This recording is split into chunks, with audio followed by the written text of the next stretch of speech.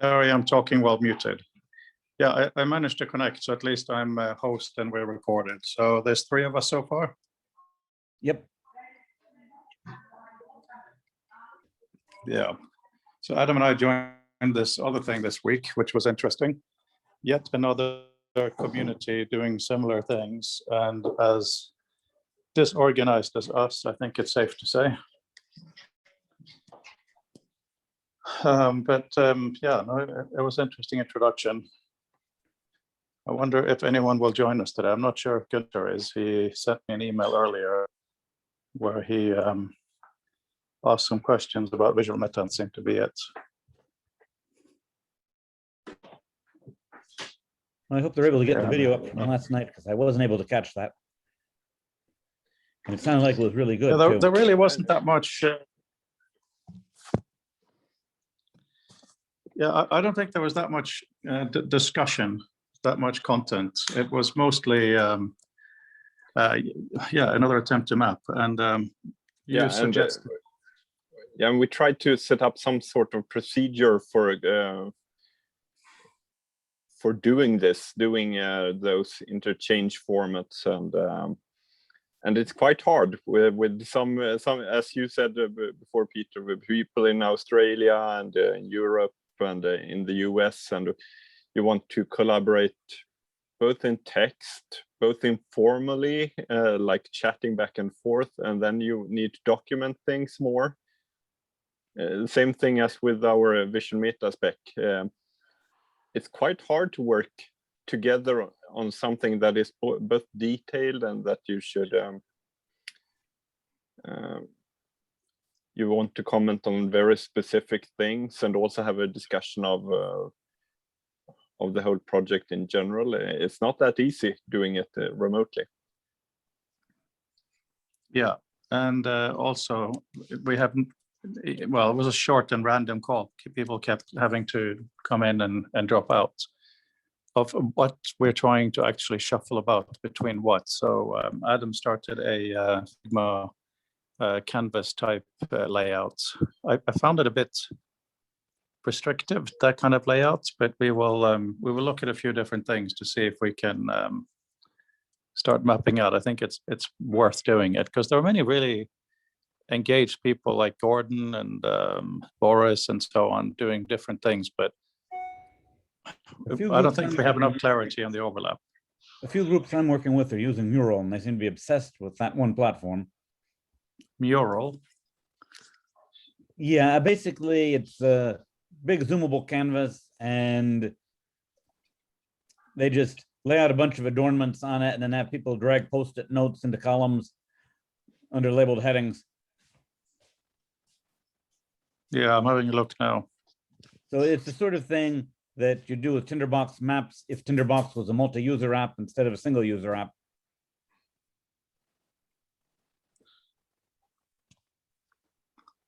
Yeah, it looks interesting. I'll have to start nagging Mark Bernstein again about having a Tinderbox server to allow direct collaboration on an open document by multiple users. Maybe by Tinderbox 11 we can get that.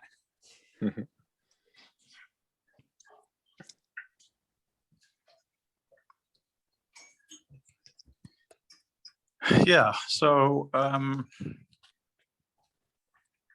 putting my programmer's hat on, I've also been looking at a bunch of different libraries in the JavaScript ecosystem, and there's a Socket.io that handles synchronous communication between multiple people. There's also two distributed database standards that are possibilities. There's Solid, and then there's another distributed database called Gun. And Gun basically guarantees eventually bringing everyone's copy into sync, but doesn't guarantee the order in which people will sync up. But eventually, over time, it will converge on one true agreed upon, more or less, history and copy of the documents. With Socket.io, everyone connects to the server, and the backend will keep a live connection open to everyone who's currently connected. And I think that might actually be how Zoom's implemented under the hood. I'm not entirely clear, but it looks like it, because there's talk about being able to plug video feeds into that too. and a couple people referred to using it to build Zoom-like apps.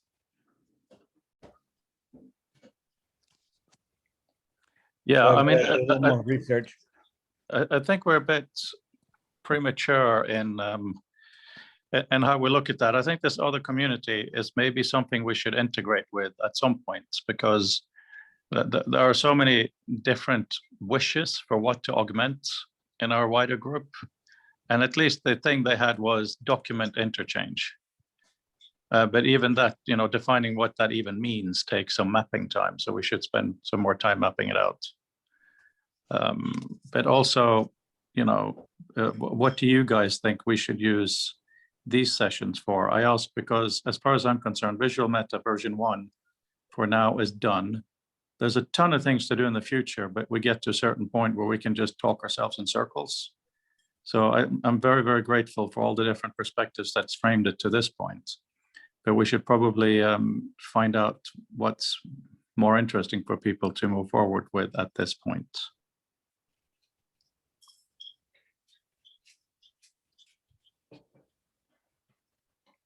Adam, for instance, you're working on hypertextual systems. Why are you drawn to this group? We're very happy to see you here, but I'm wondering, what aspect do you find the most interesting or useful? The title of the community, Future of Text. I project my own my own wishes and ideas upon that title. I think that is what made me drawn to this. But also being among like-minded people, and working with technology. It's easy to get stuck into just tech, but I'm more interested in the other part, the non-tech. Tech is a means to do things, and it can be interesting, but I'm really interested in text and what it can do for us and to us and with us.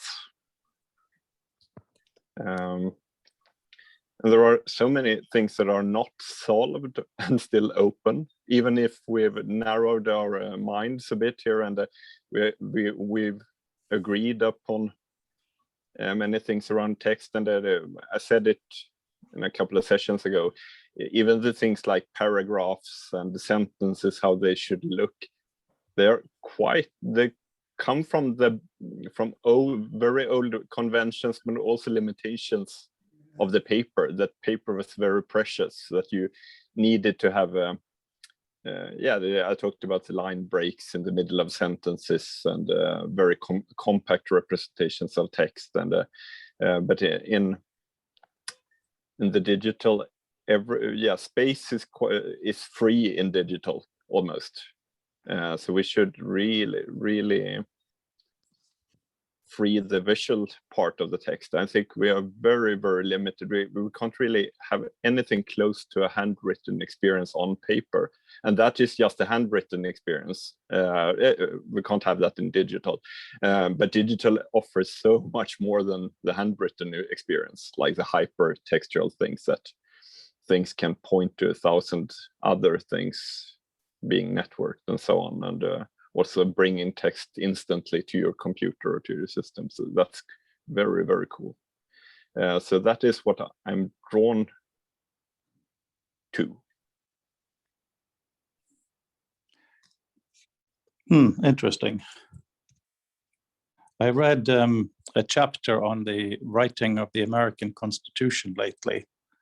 And one of the things that was really interesting is the framers, they had read many other smaller and different constitutions. So it wasn't by any means even thought by them to be the first or anything, but they also lived in a land where printing press was really changing politics. So in the Constitution, there are many, many references to freedom of the press. There is some of freedom of speech, but not nearly as much, because the Constitution was written to fit on one page in a newspaper. And they use typography specifically to communicate the inclusion.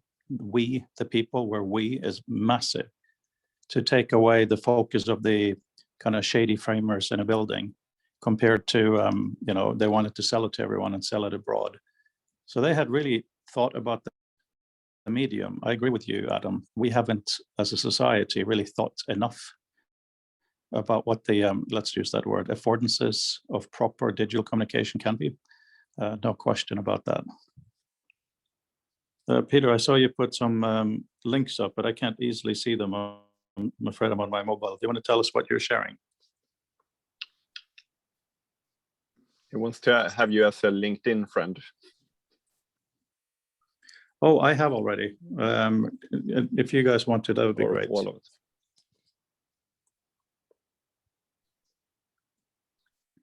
So that was Adam. What about you, Peter or Mark? Who wants to say what they find interesting in this community, since you're still here, to make sure we go in useful directions? Shall I jump in? Sure. I've just accepted Peter's request, so thanks very much. I don't live on LinkedIn very much, but anyway, that's done. I was very interested actually listening to Adam's talk, because my interest too is in this weird central area. I feel that the interesting bit that we're looking at is bounded by technology, sort of literary theory out on one side, sort of knowledge management and business accounting. So it's 3-4 boundary groups that have a loose overlap that all use the bit in the middle. Well, also the whole thing of sort of typography and calligraphy and all these sort of things as well, which relate to the text, but in almost on a different axis to those other things. And it's where it all comes together, and it's sort of the human experience. I mean, it's interesting that, you know, the web, you know, took up CSS in the sort of late 90s, and one of the sort of things that people thought was really sexy about that was it was de-interleaving the styling and from the text itself. But I don't think it was doing something quite as subtle as what Adam was referring to. So it was less to do with the reading experience, but more that, oh, look, I can make it look exactly like in the early days, the bit of paper that I got. So what people were after was basically making it more like a digital web processor. And that's not a bad thing, but I think it's a technical, yeah, I do think it's an evolutionary dead end. Actually, I'm really enjoying, sorry, Book. I'm quite enjoying getting started in this, which I found quite by chance, because I was looking up the origin of page numbering. And this is a linguist writing in 2014. And what she was investigating was, well, does reading off paper versus a digital screen actually have any meaning? Because, you know, there are lots of prognostications that it's the end of the world or it's a new beginning or whatever. And it seems to be, and obviously I'm in the early stages yet, that it's neither of those, but it's probably, it's certainly not one or the other, which is interesting in and of itself. And that's the bit that I really find sort of quite interesting, is that in the middle of all these interested groups is effectively Ted's Docuverse, not in his Xanadu sense, but just there is all this stuff there, all our common text or symbols, and I just don't think yet where we've really got in amongst it in leveraging what we have there. So from each of these corners, you know, we've done some fantastic technical things, and, you know, there are some really cool ideas underneath all the, you know, links, and RDF and Solid and all these sort of things. And, you know, there's some really interesting things from a critical side, literary critical side, about the meaning of text and interpretive things. And that's already cool. But at the moment, they're like, they're a non-Venn diagram almost. They don't overlap. The Venn diagram in the middle is text, and the boundary groups actually have probably unwittingly sort of different wants, needs, and definitions for these things. And so part of me, the interest is looking in the middle, and I just don't naturally belong to any of those communities. I probably understand, I guess, the technical one more than any other, but I'm not a technologist at all. I'm really I'm actually a sort of boundary condition person. I've spent almost my entire career working at the boundary of technology and everyone else, fixing the interface, that often just the vocal interface between the two, doing the terminology or the basically the type matching across the boundary between groups who either can't or won't talk to one another in meaningful sense. And so in a sense, to me, this is just continuing that work. We ought to get to the point where we can ameliorate the need to have a human translator at that interface, because most of the people at the wider end of those boundary things certainly aren't interested in changing their worldview at all. And that's not a bad thing, but it's something that we need to address for all of our sakes if we want to get more out of text. Sorry, that ran on a bit, but that's sort of, yeah, that's what brings me to the party. Well, I like looking at the overlap between code, text, and law, and thinking about how we can move law into more formal directions so that we can apply automatic manipulation to it and better access things. On the code side, I look at how we can make code more accessible to humans, because rather than trying to do formal proof that something's correct, I think the best route to security is to make the code understandable to other human beings first, and we're much more likely to see problems than we are if we keep focusing on how to make the life of the compiler and parser writer easier, which has been the orientation up until now. There's so many just fundamentally bad decisions that we bake into programming language syntax because, oh, that's the way they've been doing it since B and then BCLC and all the languages from the 1970s forward. And it's got to look like all the old languages, so the people who've been programming for the last 40 years think the syntax looks familiar to them instead of thinking about what's the best syntax. There's some interesting work out there too on the psychology of programming, where for a while people were looking at those things, and then the whole line of research just sort of dried up and no one went back and revisited it when you got to a point where the ordinary end users became more sophisticated about computational projects. So a lot of what that early literature talks about doesn't make any sense today, because the baseline level of language of the average person off the street already is at a much higher order conceptually in terms of thinking about knowledge and concepts and how they relate to one another and how formal systems and languages are structured. So it's certainly a ripe time for that community to revisit things. I don't know whether anyone in it currently is, but it's just such a rich overlap. And then of course, I always want to have the shiniest new tool. I want to get all the affordances that Doug's system had and Ted's system had all fused together into one system I can live with for the rest of my life. Tinderbox is close, but not there yet. It's probably the most open-ended of the systems currently available. I wish it wasn't limited to the Mac, because frankly, I despise Apple, the company, and I feel like I'm trapped because of my dependency on Tinderbox and a couple other apps inside of their ecosystem. I want to get out, but there's nothing that will let me escape from the box yet. So hopefully this community can lead to something in that direction to help break through those deadlocks. Okay, back to Mark, I guess. I see his hand up. You're muted. Yeah. You know, thanks. I was just really interested by Peter's comments, because this thing about you saying, you know, we made some really bad decisions back in the way, and I can't help but feel we're just in the next turn of that by all the money we're pouring into AI, where we're you know, if the funders are saying, yeah, you can pay, you know, for 6 programmers, but you got to have a 7th person who is not an AI programmer, and their job is to be the human in the room. So if they can't understand, you know, if they can't understand the broad structure of what's being done, and they're there really to say, look, that's a really stupid, fundamentally stupid idea.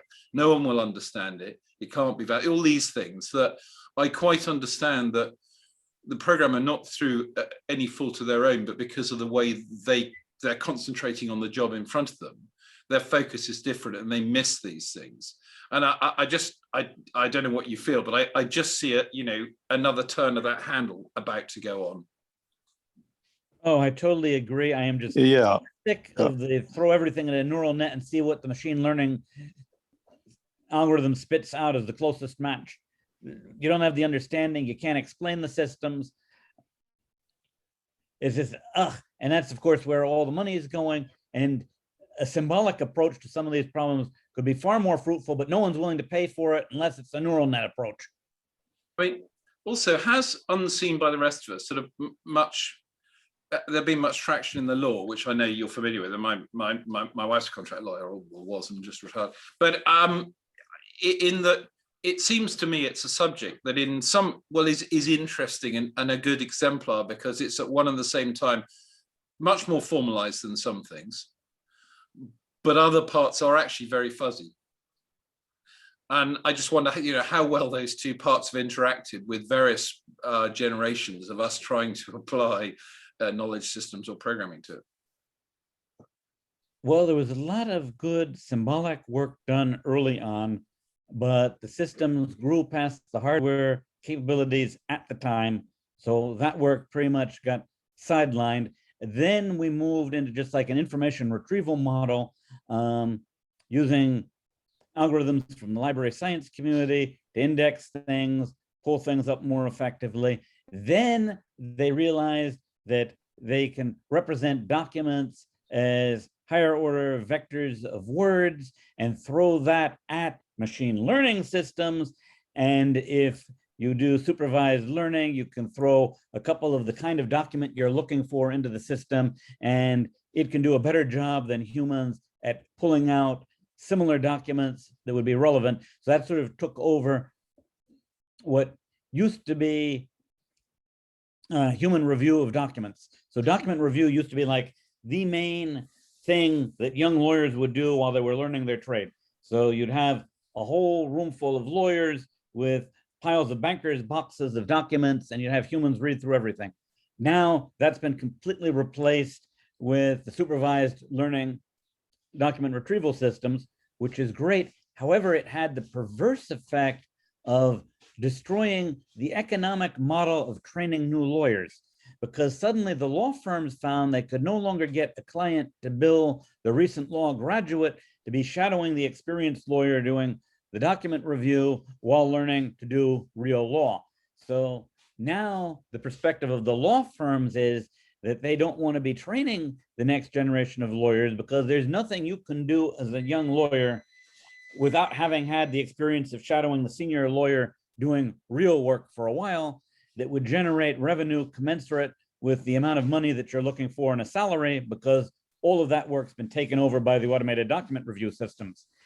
So they have a much smaller number of new people that they can afford to find. I mean, they still have, well, maybe we'll train 3 guys, but those 3 guys using automated document review are producing the work product equivalent of 12 to 20 guys that we used to have doing that. So the pool of people who's getting trained is collapsing.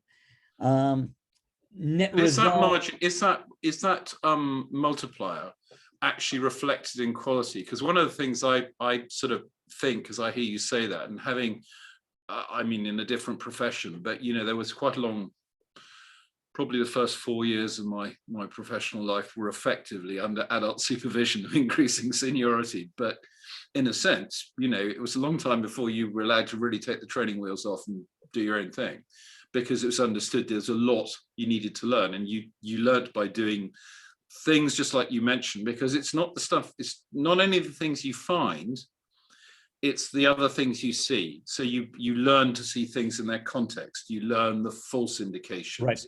All this is elided by a machine that says the answer is 42, given that we know the state of the art is the machine doesn't understand what it's looking at. It has a blind black box ability to pull things out, which is not bad of itself, but it's very different to the human understanding, however feckless your trainee lawyer may be.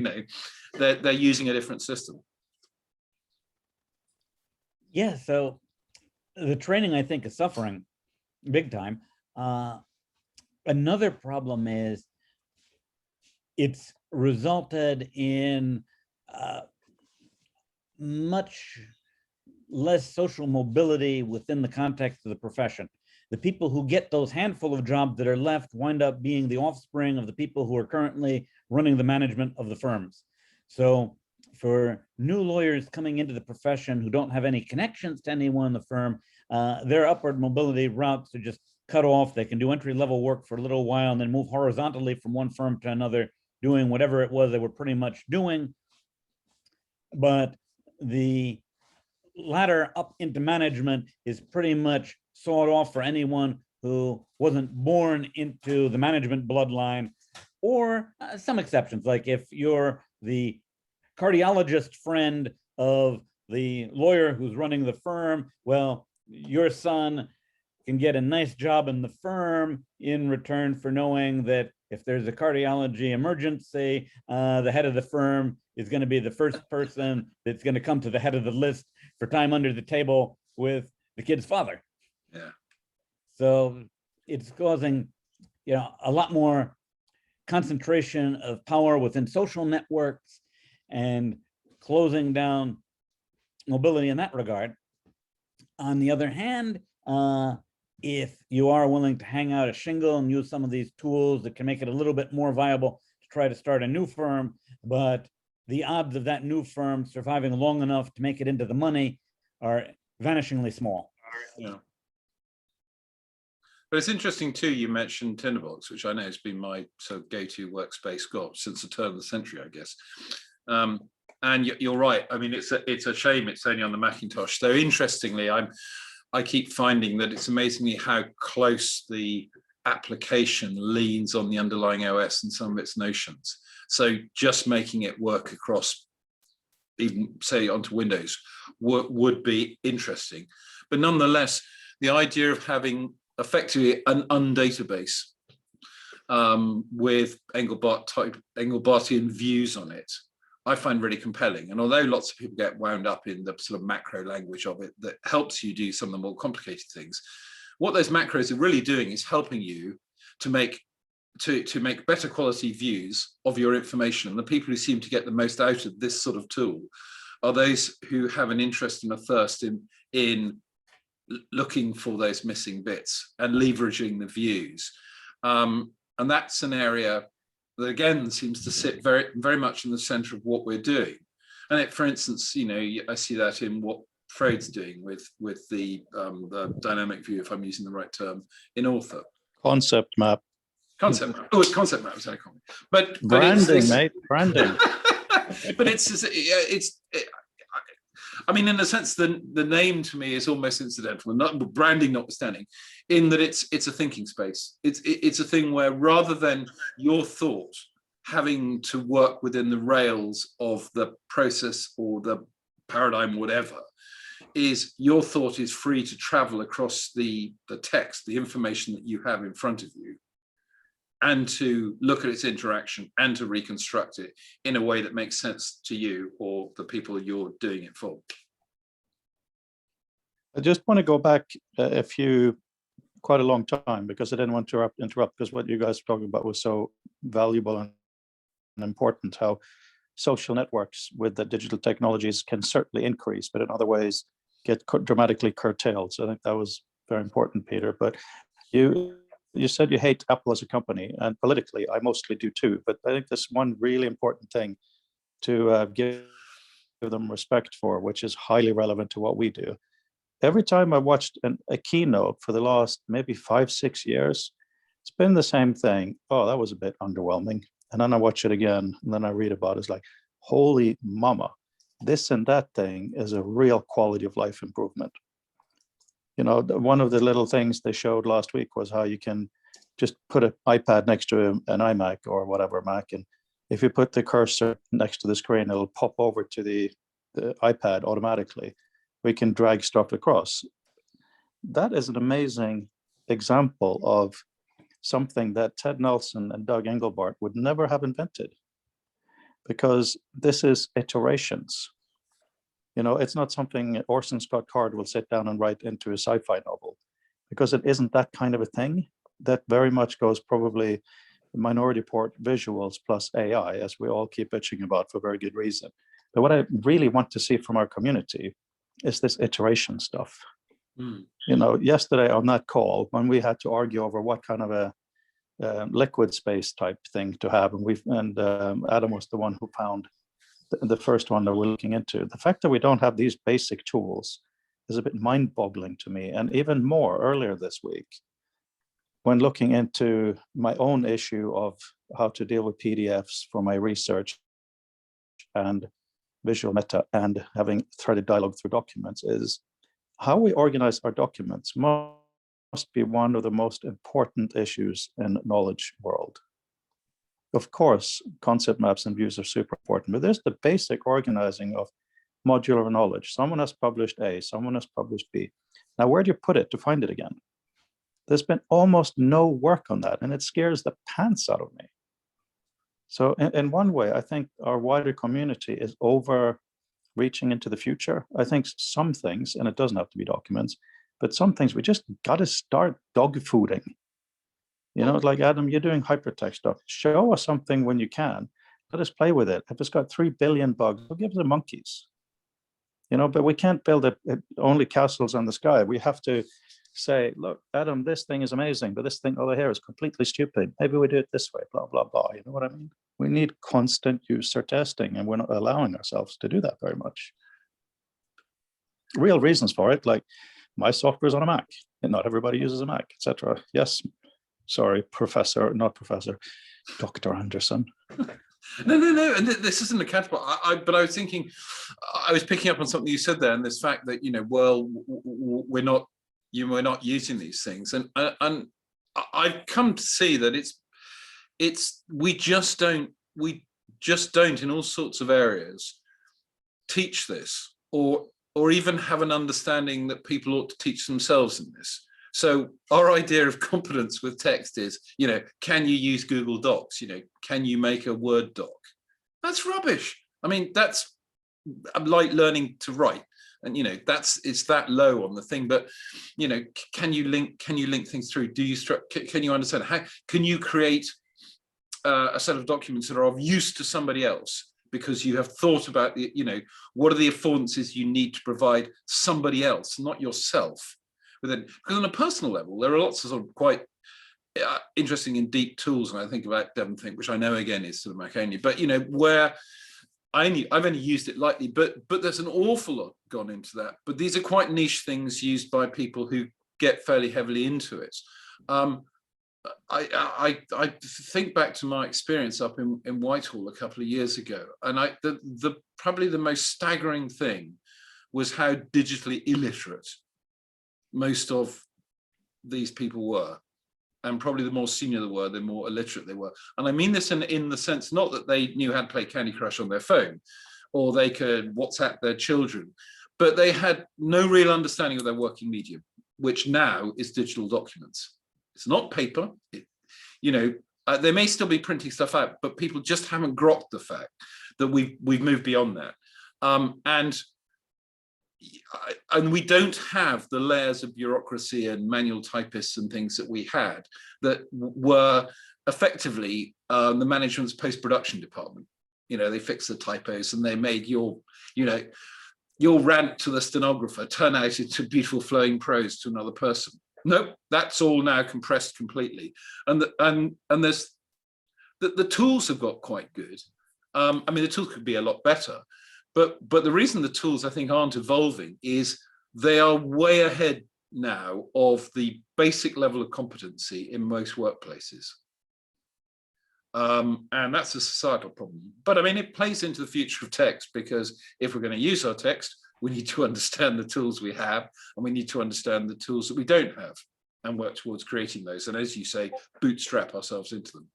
Well, my biggest problem with Apple isn't so much its politics, although I think as a company, it should be agnostic politically and not jump on either end of the policy spectrum. But my real problem is the App Store, the walled garden model, the notion that people can't be trusted to decide whether a program is something they want to run on their machine. You've got to let some external curator, and that there can only be one curator.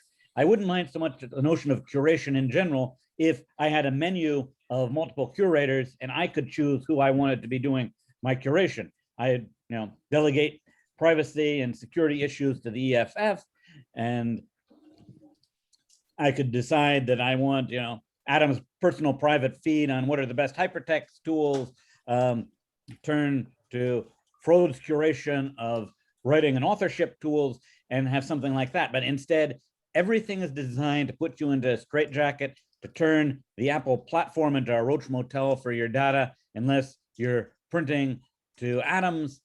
Okay, you can get paper out of it, but try seamlessly, getting content to some other ecosystem and forget it. My dream would be for Devon Think and Tinderbox to have a love child and let that be the operating system on a completely new device with Frode curating the authorship interactions for it. The issues you have with the App Store, I have in slightly different ways from you. But in the same way that in Doug's day, there was nothing there. We now have too much of infrastructure. Let's just simplify it to that maybe. That's fair enough. That is the way things are. But in this new community with Boris Mann and Gordon Brander and all these interesting people, I hope that the discussions can be that you talk about documents is this thing. Documents for what? Text or documents for data? Not necessarily the same thing. That it becomes goal oriented. And I hope that in our community here, we can either go completely all over the place, which we did earlier today. And I completely think that is valid, at least for one of our two meetings. To hear your perspective of how the law profession is changing is an issue for the future of text. There's no question about that. And then also something more specific. And I want part of that to be visual meta, because that is what I'm working on. But I'm equally happy if someone has a different thing, maybe a live service or whatever it might be, to support that or try to integrate with that. I just really hope we can do some specific stuff as well. That's what I'm saying. Well, split it up. Yeah, putting on my hacker hat, I think the most pragmatic way forward is to think about cross-platform Electron apps using IMBA as the front-end language. It's been really rough lately, but it looks like they've gotten past the worst of their bugs, and it's approaching an island of stability where it's actually going to become usable. And if we could come up with sort of a test bed that we could all add code to, so it needs sort of like a modular Photoshop plugin kind of a model where you can go off and write a piece of code that's going to augment the platform in some way so that we can get people's code living in the same sandbox, more or less, for experimentation. So that's where I'd be inclined to go on the tech side for now, because then you're not trapped on the Mac platform. If you use the Electron base, granted it's big and eats a lot of memory and it's suboptimal in that regard. Hopefully with WebAssembly and compiling JavaScript down to make it run fast as native code, we can count on the JavaScript ecosystem being large enough to solve the performance issues for us without our needing to consciously think about them. So that would be my recommendation there, because then any experimental code we write could run on any one of the platforms that are out there. We wouldn't be trapped, and we could not think about vendor-specific things, but think about providing interfaces and document exchange and all of the more deep issues that matter for us. And then we could release that as libraries if we wanted to, that other people could plug into their apps and hopefully see it leach out into the larger ecosystem of other programs that we're not directly authoring ourselves. But Peter, who's going to write the code? Well, I'll be writing some of it. And the nice thing about IMBA is it's at such a high level that even if you're not a programmer, you can really tackle jumping into it and doing things. Okay. Frode, Yeah. regarding who's going to write the code, I think a lot more people will write web-based code, because there are so many more web programming literate people around than there are Swift programmers for the Mac or so on. So I think that's fair enough to state. And Yes. my my spatial hypertext. A few years ago, I was totally determined to do it as a tablet thing, and I did it. I programmed it in Swift for tablets, because I saw some potential in tablets that were untapped, fantastic hardware, but software wasn't there really. So I wanted to have a native experience. But now I've switched. I'm web. I'm going for the web, because the most important thing is that it will reach people and reach everyone or most people. So and you can also do web locally. So my system, you can run it on a computer at home or at the workplace or work group, and you tap into it with your iPad. I can take my Apple Pencil and write on my documents, because it lives on a web server, but it's my server. So there are other balances to strike here, where it's local or yours, but it's still based on open web technologies. So that's where I'm going. And the important part is not really JavaScript or Swift or Rust or some popular language. It's more about the data formats, doing rock solid data formats that you can write, because the data format is what will stay. Long after the tools are gone, the data format is what's going to stay. So I'm sure not much of the original web browsers are here today. The actual code, I think almost everything is replaced, but we still live with the HTML, the good parts and the really bad parts. So that is what I've been picking on you, Frode, on the visual meta side, because you say 1.0, but there are so many details in a data format that really needs to be right, and it can be hard to know why it isn't good enough. But from experience, there are so many small details in data formats, like dates and not concatenating authors together in a long string, which is perfectly readable and understandable for a human. But for a computer, it's really hard to know if that period is a period for the John F. Kennedy, the F part, or if it's another author that is named Kennedy as first name. If you get what I mean here, that it's really so many details, and people who worked on the other side with data know trying to wash this data or make it usable again know the problems with this. But it's really important to get all those details right. But especially if we're doing something more ambitious here, and that is what I want us to do, and in the wider community, and I'm doing it, writing the next kind of data formats, the document formats for the future. And the visual meta ideas are definitely part of that. Really need to nail those document details, how to represent data. Yeah.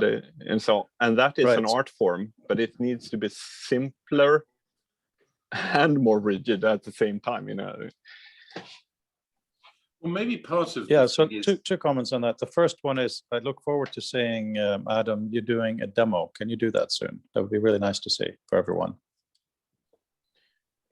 Yeah, that's different from the data format or the document format, very different. I can do a demo of what I envision the document formats to be, because in a way that's more interesting than the hundreds of different ways of viewing a rich document. But maybe. Yeah, no. But I'm not too happy with doing things recorded online, because there is kind of, for some things, there is a first mover advantage.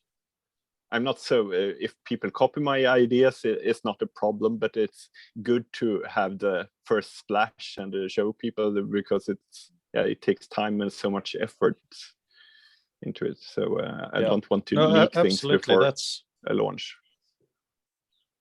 Yeah, we could keep that confidential or record it and not make it public for a certain period of time, so that's a good, when you're happy.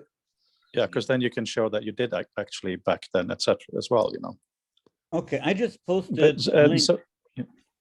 I just posted a link to the Peg.js online sandbox, and maybe what we could do is have a session where we could play with that system to try to come up with a formal grammar for our visual meta. The way the sandbox works is you have a pane on the right where you paste your target document that you want to parse.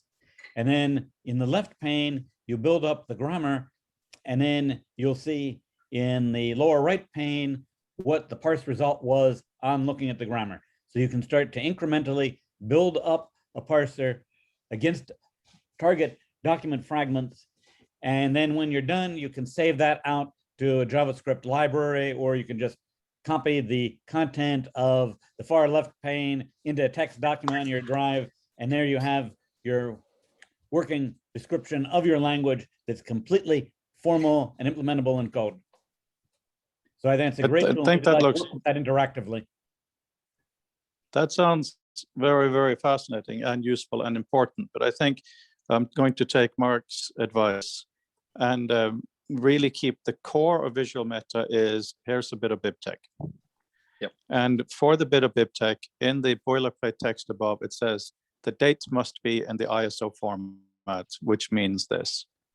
The author names must be written like that. So we dictate how it should be done, at least, because that's really important. And if you have any further comments on that, if you look at Visual Meta and there's something you think is wrong, I would love to change it. But when it comes to the other wrappers inside Visual Meta, I think we will wait with that a little bit until we have an actual thing. If Adam's Yeah. hypertext system, I think we should try wants it to out and do experiments to really Yeah. know what should go in there and what should be external or not at all. So to not set that in stone too early, that would be a mistake. But just the colophon thing, the BibTeX is very, very useful for so many things.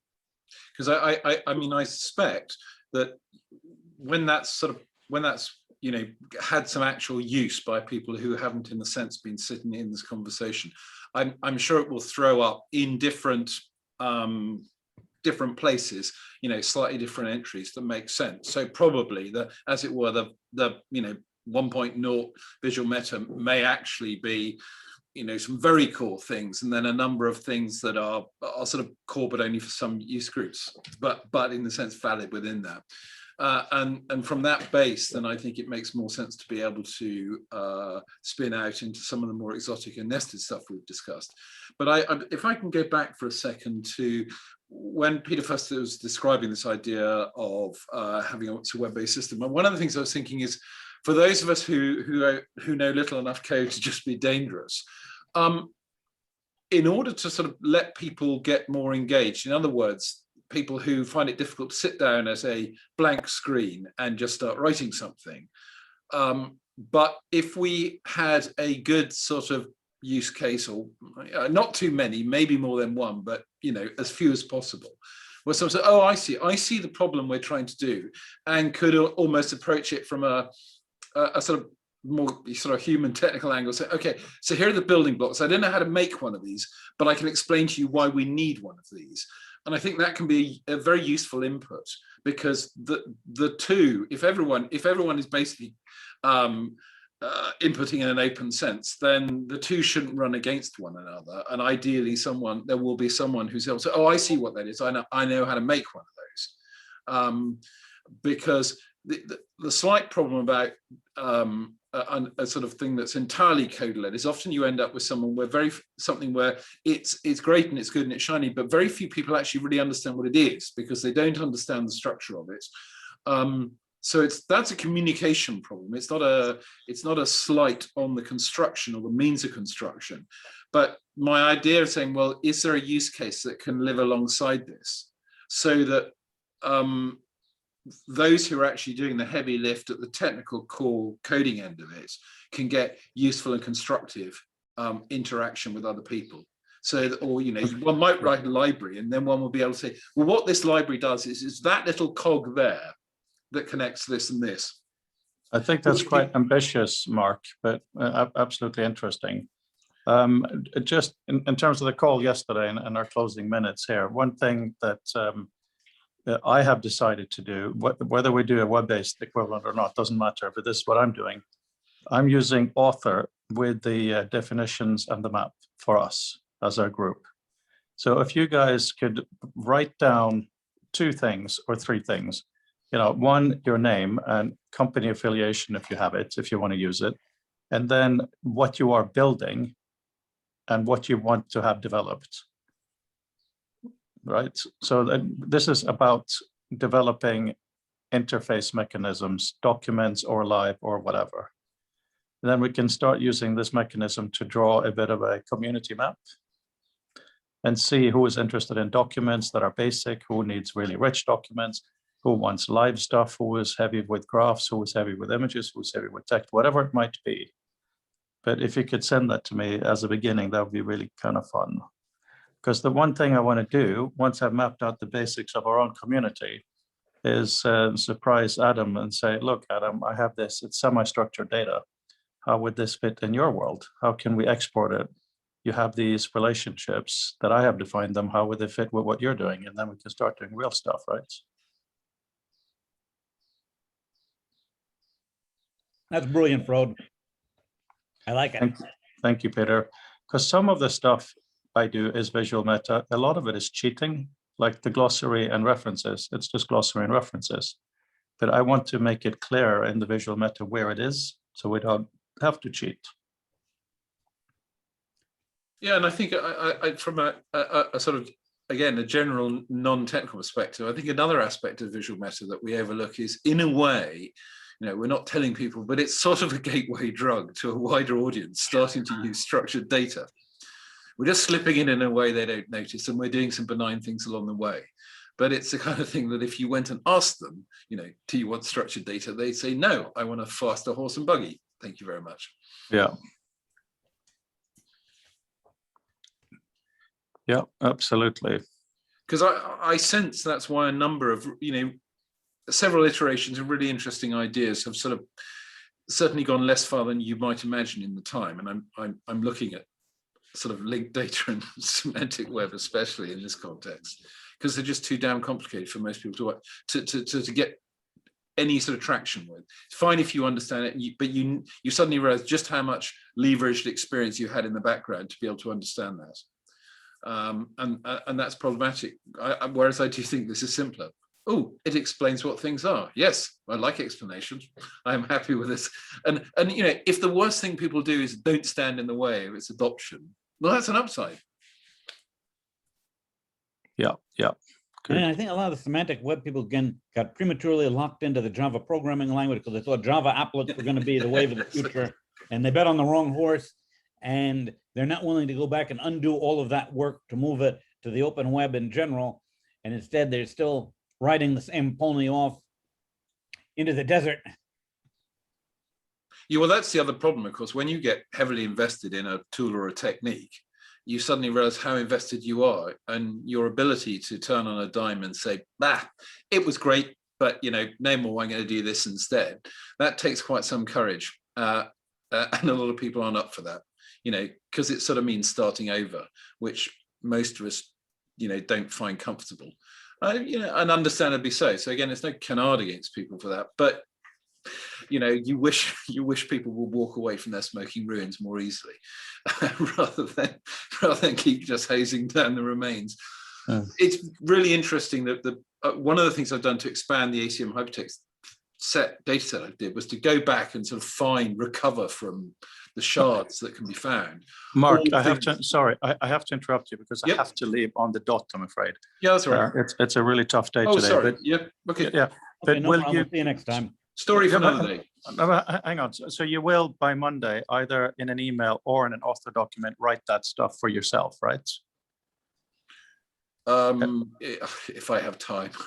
No, and I'm literally Mark Anderson. Yeah. And my problem is things aren't taken care of and curated, or whatever you want to say. This is the problem. Yeah, sorry. Definitely. I got you. Yep. Okay. Because if all of you do that, and then we meet on Monday and we just look at it, we may realize the formatting was wrong. We may learn something from this tiny thing, and then we can ask a larger group of people. And once we all get annoyed that it's just in my personal world and you want it somewhere else, maybe that'll be, as I mentioned yesterday, the impetus to make something powerfully simple on the web. Like, you know, get the Gutteridge guy back in here, you know. Plus, you're making us use author, which is no bad thing. Exactly. But are you guys going to be chatting further? That's totally fine. I just have to mute. But anyway, I look forward to seeing you guys on Monday, right? Yeah, Yep. I have to head out too, so. Okay, I'm just going to See you mute. Monday. Yeah, I shall head off too. Good to see you all. Bye-bye. Bye. Have a good weekend. You too.